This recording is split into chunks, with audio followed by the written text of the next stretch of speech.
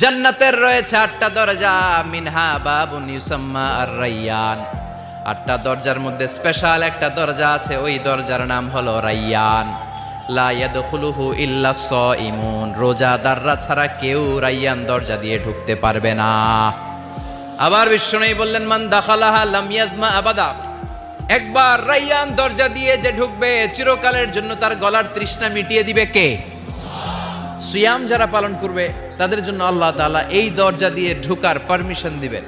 যেহেতু সারাদিন all the day long সে তৃষ্ণার্ত ছিল, আল্লাহর ভয়ে কিছুই পান করে নাই, এজন্য রাইয়ান দরজা দিয়ে ঢোকার সুযোগ সে পাবে, আর একবার ঢুকলে তার গলায় আর তৃষ্ণা থাকবে না। বিশ্বনবী বললেন এই 8টা দরজার অনেক মাহাত্ম্য।